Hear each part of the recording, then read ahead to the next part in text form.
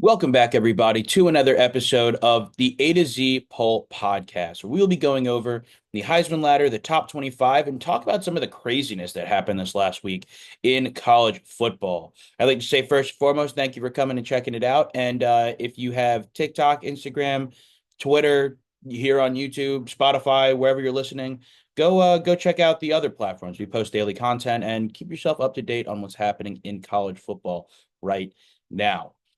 Like always, we start with the Heisman ladder. This Heisman ladder has changed slightly this week with we have a new member at the number 3 spot, and that's Marcel Reed. He's playing really, really good football. He is leading an undefeated Texas A&M team right now, and frankly doing some being I think he's playing like we expected Lenore Sellers. I think a lot of people expected Lenore Sellers to play this year. He really took a step forward with his arm and has taken a charge at this Texas A&M offense.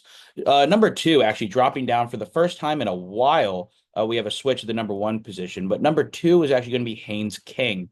Now, I still do think that Haynes King should be considered one of the top couple candidates. Unfortunately, his passing stats just aren't there this year. He's thrown 4 touchdowns with 14 total touchdowns, right? Doesn't throw any interceptions, doesn't it holds onto the ball really well, but he's been much more effective in the ground. And that's not necessarily a bad thing. It's just if you're not in the SEC and you're looking to win the Heisman and you're throwing less than 10 touchdowns as a quarterback, it feels a little unlikely that you're going to win it, at least in this day and age.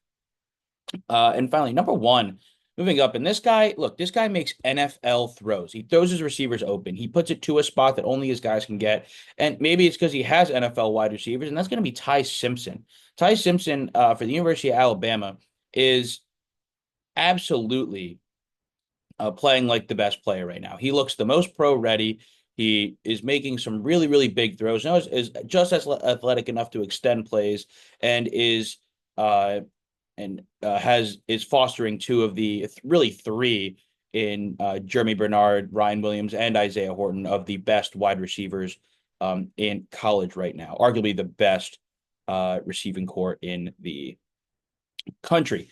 Now, moving into the top 25, we had a ton of top 10 upsets. In fact, for the first time in a very long time, we only have one team stay exactly where they were this week. And frankly, I have considered moving them even after the fact. But only one team this whole week has stayed exactly put in their top 25 ranking. Everyone else completely different. If you watched last week, you already know because it's the number 25 guy. But we're going to go over the honorable mentions first. So let me know who you think stayed exactly where they were. Those honorable mentions are going to be Utah, UCLA, Minnesota, USC, North Texas, Illinois, Northwestern, and Navy. Some of these guys coming off of some rough losses, right, to some good teams. So it's kind of one of those things like, is a good loss worth it? The other hand, you have a team like UCLA who seems to have a surgence of new life coming to them in their with this whole Jerry Neuheisel thing. So it's interesting to see, right? And then you have a team like Navy who's completely undefeated, but they're just Navy, and it's like, and here we'll tie this right into it because number 25, the only team staying where exactly they were last week is Texas. So, and I even say in the synopsis, I'm like the Texas Longhorns. Texas is, they looked really good against Oklahoma, and then they looked really bad this week against Kentucky. Arch Manning went back to being just as bad. It shows you how much a rivalry means, but only beating Kentucky 16-13 in overtime in a game they very well could have lost. Really makes me think, like, do they even deserve to be in this top 25? And then I think basically what we're wrestling with here is Texas versus Navy for the 25th spot. Texas did in fact get a win against an SEC team and has a couple marquee wins. Navy, on the other hand, has won all of their games. Some may be close, some not, but would they beat Texas in a head-to-head? And that's not necessarily the factor that you should be going off of, but I just have a really hard time still even putting Navy over Texas. But just know that there was absolutely a universe where you hopped on this podcast and you saw me put Navy over Texas. Number 24 is going to be the Houston Cougars with a 31-28 victory over Arizona. This is the first time on this list. A 6-1 team who while I don't necessarily think they're Big 12 contention worthy or playoff worthy, I do think that they could be the thorn in a team's side. That, if they find an Arizona State or a Texas Tech on their schedule later in the year, that they couldn't absolutely win and change something there. But I think there's a ceiling there, but I think the ceiling overlaps just enough to make them a little bit of a fun and feisty team. Number 23, speaking of the Sun Devils, Arizona State with a really big victory over Texas Tech. Starting Jeff Sims 2 weeks ago against Utah and getting blown out really feels like one of those things that, like, if Jake Retzlaff would have played, and if Jake Retzlaff, Sam Leavitt would have played, uh, and Arizona State was, you know, as they should be, then they could have probably possibly won that game. So I think that Arizona State is still just as formidable in the Big 12. I think the problem is that since they already have two losses, they're going to require some other teams to lose again. Number 22, the Louisville Cardinals.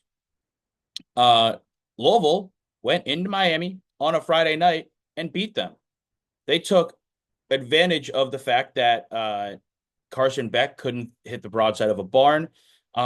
They did a really, really good job of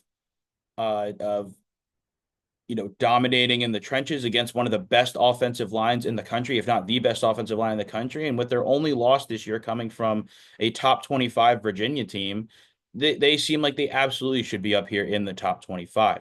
Although I couldn't work it out to where they would be lower than, I'm sorry, they would be higher than Miami, who was my number one team going into last week. I'll admit when I'm wrong, and I was wrong there. Uh, Number 21, the Tulane Green Wave. This kind of feels like a long time coming. They have a better resume than some Power Five teams. They have two good wins against Duke and Northwestern.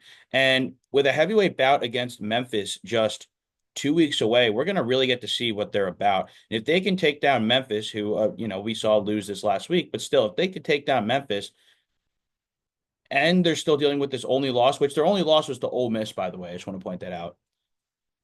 This could absolutely be a team that makes some major waves, and could potentially even win, or not win, but compete and maybe win a college football playoff game.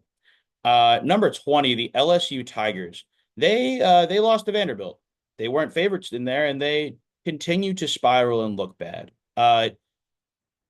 Brian Kelly is, maybe he just doesn't know how to coach well. Like, it's the resources, and now he has the resources, and they're not there. Garrett Nussmeier looks frantic and panicked. Their offensive line looks disgusting, and this defense is the only bright spot, is slowly and surely fading every week as they're giving up 31 points to Vanderbilt. Vanderbilt, this isn't your mom's Vanderbilt, right? This is a Vanderbilt that is a very good Vanderbilt, but this is LSU. LSU should be beating all these teams. This is a team that we thought would win a lot more of these games earlier in the season. A relatively disappointing season so far for the Tigers, but I digress. Number 19, keeping it in the SEC. That's going to be the Tennessee Volunteers. Another 5-2 team, although their loss was just slightly more respectable, right? It was to Alabama, right? They've lost to Alabama and Georgia versus LSU's lost to Vanderbilt and Ole Miss. Alabama might be pound for pound the best team in the country, right? From at least a personnel to personnel standpoint, there's not many teams that can stack up to them if there are any. Tennessee, they put up a good fight. And I think, at half, if Joey Aguilar doesn't throw that 100-yard pick six, then maybe we're dealing with a completely different ball game. But he did, and they lost by 3 scores. And it's just another one of those situations where I think Tennessee's ceiling is still, with the SEC bias, and if they get a marquee win down the stretch, could make the playoff. But I don't see that as a real contending team this year, with Aguilar at the helm. Not that it's necessarily even all his fault. Uh, Number 18, Texas Tech. Now, the same thing I was saying about Arizona State, how they just lost to Arizona State now that they got their quarterback back. Uh, Texas Tech just had to play their backup quarterback, right? Baron Morton was out with a shoulder injury. Will Hammond had himself a really nice game, both in the passing and rushing attack, but a costly interception was the decision maker, even after having 3 total touchdowns in that game. It was a 22-26 loss in Arizona State in Sun Devil Stadium but it would still, it's one of those things where they had not won a game by any less than 24 points, and they found themselves losing a game. The Big 12 is always a logjam. Number 17 is going to be the Ole Miss Rebels. They took a loss to Georgia. They hung 35 on him, but they got 43 hung back on them. This was a team that was ranked pretty highly in the beginning, and after watching that game, it's still very clear to me that they have something special in Trinidad Chambliss, and this defense is still very good. And unfortunately, the three total touchdowns that Trinidad came up with were pretty overshadowed by Gunnar Stockton's five total touchdowns. Like I said, this is a very good team, but the pressure's got to be on, right? If they can't win this year, even they can't make it far into the playoffs, Lane Kiffin might be long gone, right? Florida and Penn State and all them seem to believe that they are a better program than Ole Miss. Do with that what you will, but they believe that they can just poach Lane Kiffin. And if I'm Lane Kiffin, I've now spent several seasons at Ole Miss with all the resources, and it's not working. Something's not clicking. Maybe I need to go somewhere else. And I think if they start to spiral, we could really see them look into somewhere else. Number 16, that's going to be the South Florida Bulls. They put an absolute walloping on Florida Atlantic University, 48-13. Still their only loss coming from that very, very good Miami team. They have another dominant victory. It seems right now like it's them. And with Memphis falling to UAB this last week, it's really them and I guess Tulane fist fighting for the rest of the American Conference. And frankly, at the moment, I'd probably say my money's on Florida, South Florida, but that should be a really good game. Should we get that game? Number 15, the Missouri Tigers. Bo Pribula had himself a pretty solid day. Never mind. Sorry, I lied. I read the wrong thing. Bo Pribula and Jackson Arnold had themselves terrible days with a combined touchdown interception ratio of 0 and 3, right? Zero touchdowns, three interceptions. Ahmad Hardy fell into the end zone twice, which really was the difference in this game. But they what Missouri did well was they stopped the when it rains it pours situation where even a two overtime victory against Auburn, a team that I would deem to be not as good as Missouri, generally speaking, is still taking them double overtime, winning, getting over that hump after a tough loss to Bama is definitely a good step in the right direction. I think Coach Drinkowitz is definitely trying to get his guys back on track. Well, that's another guy who might get poached. Number 14, the Oklahoma Sooners. Oklahoma bounced back really well against their loss to Texas in the Red River Showdown. It was really look, again, same kind of thing with Missouri and all these teams. It's really easy to spiral once you get that first loss, right? You could be 6-0, feeling really good about yourselves, and then all of a sudden you've lost three games, and you're like, where did the energy go, right? Where did the season go? And Oklahoma did a really good job bouncing back against this South Carolina team that, again, a preseason top 10 team, basically. I think they were like, maybe they were 14th preseason, whatever. A preseason top ranked team, right? Top 25 team. John Mateer looked much better. And I do think if Texas and Oklahoma play that game again today with a healthy John Mateer, we might see a different outcome. But for now, Oklahoma still is ranked in the top 15 with a pretty dominant victory over an SEC opponent. Number 13 is going to be the Cincinnati Bearcats. They're 6-1 right now, looking like the class of the Big 12. They're one of the, right? They're looking like they're ready to play for the championship, right? Them and the Cougars. With a 49-17 victory over Oklahoma State. It seems like Oklahoma State and West Virginia are just the absolute punching bags of the Big 12 right now. But Cincinnati still put, what is that, a 5.5, 6 touchdown win over a power opponent. That's what you like to see. And even in an opponent where they're watching a bunch of fans, the shirtless fans swirl their shirts around, right? Cincinnati, Brandon Sorsby is playing really, really good football right now. He's progressing at a crazy rate. You expect to get better at some things, but not everything. And he's getting better at everything. And Cincinnati right now is looking like they are relatively unstoppable within the conference. Number 12 is going to be Notre Dame. This is probably this is the big win, right? This is the big win that they needed. They needed a team on their schedule to emerge as a top 25 team or a really good team and then beat that team. And they were able to take down USC 34-24, right? A long-standing rivalry between two schools that both really wanted to win. USC was coming off that great win against Michigan, and Notre Dame was desperate for a quality win after losing both to Miami and to Texas A&M. So this is what Notre Dame needed, and they got it. At this point, it would probably still help if they had one or two more marquee wins on their schedule. Navy, a team who could be ranked if they're 8, 9, and 0 by the time that they play Notre Dame, but you really can't count on that. So Notre Dame has to win and win big for the rest of the season if they would really like to be considered a true playoff team. Number 11, the Virginia Cavaliers, another 6-1 team with a 22-20 victory over Washington State. The same Washington State team that took Ole Miss to almost to overtime and had a chance to win it at the end of the game. Virginia didn't necessarily look amazing, but Virginia is 6-1. They have a couple marquee wins, and their offense is looking pretty unstoppable overall. I think that this was another one of those like, don't overlook these next big games, right? And if your stumble still results in a win, then that's a good stumble. Number 10, moving down 9 spots from last week, is going to be the Miami Hurricanes. Now 5-1 after losing to Louisville. The Schnellenberger Trophy resides in Louisville for only the seventh time out of, I think, 37 or 38 years.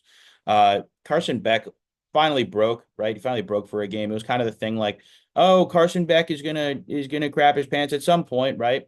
And then he did. And then, well, he wasn't for a while, and then he did, and he threw 4 interceptions, and they sucked. I mean, look, they have one of the best pound for pound teams in the country. You got your top 5 in like pure talent rating teams in the country, and Miami's up there.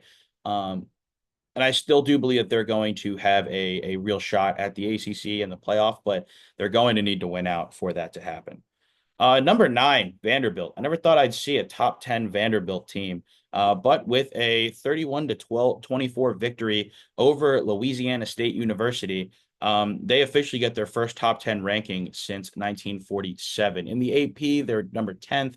In the A to Z, they're number 9th.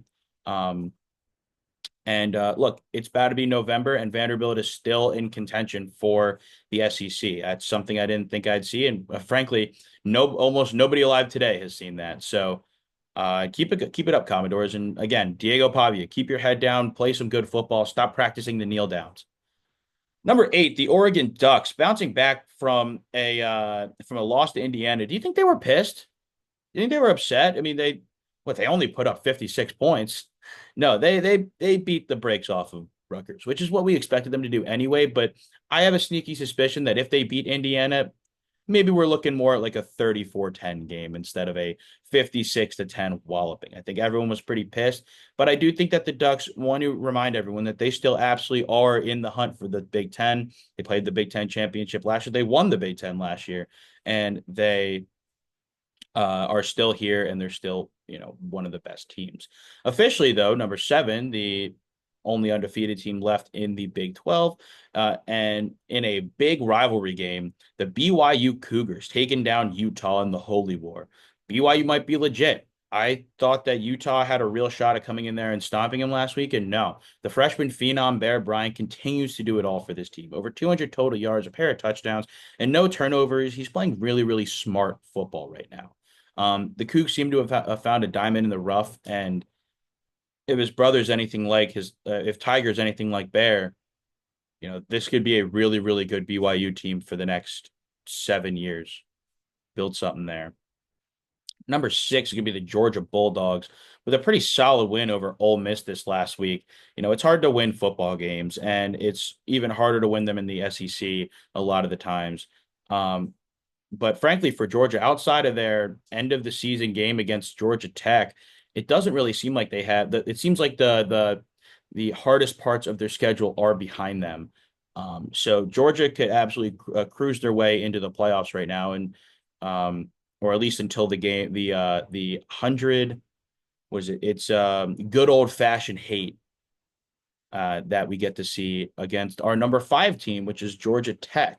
I wonder what the last time that Georgia went into a Georgia Tech game as the underdog. And I mean, this is just my ranking, so that's technically not true. But by my standard, I think Georgia Tech's been playing like a better football team. They're an undefeated 7-0 with a 27-18 win at Duke. The Jackets continue to win, and the quarterback one, Haynes King, leading them in both passing and rushing. He's doing this on the season, and he does this almost every week. His There definitely needs to be a little bit of a step up in the passing game if they are going to compete against teams like Georgia, against potentially even in the national scale or the playoffs, where if they are this one dimensional, they're going to get stopped very quickly. Um, Number four is the Alabama Crimson Tide with winning the third Sunday in October against Tennessee, 37-20. The Tide are on a roll. I'll see myself out. With that three-score victory, Ty Simpson continues to look really, really, really, really good, right? Ty Simpson is making the big boy throws. He's stepping up in the pocket. He's rolling out when he needs to, and he's hitting his receivers in the hands, on the money, on target, and he's not making a lot of mistakes. He's putting it only where his receivers can handle, and he's trusting his receivers, which is pretty easy to do when you have Ryan Williams, Jeremy Bernard, and Isaiah Horton. Not to mention that Ryan Williams finally seems like he's looking like himself again. With a few really, really nice grabs uh against Tennessee this last weekend. And on the other side of the ball, the defense, as we thought would be, is this defense is playing outstanding, right? It's making plays. It's, that huge pick six on the goal line, right? Alabama is playing like arguably the best team in the country right now, but so are the rest of these top four teams. Number three is going to be the Texas A&M Aggies. Now, almost had them fourth behind Alabama, but I decided to keep Texas A&M third just because they're 7-0, Alabama 6-1. You can make some real arguments there, but the biggest reason why I considered moving them down one is because they let Arkansas put 42 points on them. Now, Arkansas has a really, really good quarterback in Taylor Green, and he's really difficult to stop once he gets going. And this whole offense is really hard to stop once it gets going. So this was a real test, a tried and true test for the Aggies under Mike Elko to see if they can handle a shootout. And Marcel Reed and the Texas A&M Aggies did. They handled the shootout. They won the game. They advanced to 7-0 and are right now number one in the SEC. Number two, the Indiana Hoosiers. They had a 38-13 win over Michigan State. They're 7-0, blah, blah, blah. Kurt Signetti, God's gift to humanity. Look, this is a really good team. No one's doubting that. The biggest question is Indiana better than the number one team, which is Ohio State? For the first time, we have a first overall guy on the list, that being Ohio State. Again, 7-0, 34-0 win over Wisconsin. Granted, Wisconsin is really, really bad. So take that with what you will. I would imagine the 38-13 victory over Michigan State is technically more impressive, but still both pretty dominant victories. Look, it's hard not to believe in the new coaching staff, and I believe that my concessions earlier in the season were absolutely warranted, considering the fact that it was a new coaching staff. It was a lot of new on this team, and I wanted them to prove it first, and they've proved it so far. They didn't do it in the first week, they didn't do it in the second week, but they have proved it at this point that they are worthy of this number one spot. So there you have it. There's the top 25 as I see it here, as we see it here at A to Z CFB. Let me know what you think in the comments. Tell me if you agree, disagree, if you think I have people too high, low, if I'm missing somebody. Should Texas still be in, or should I give undefeated Navy a little bit more credit? Let me know in the comments, and go watch some football this weekend. Bye-bye.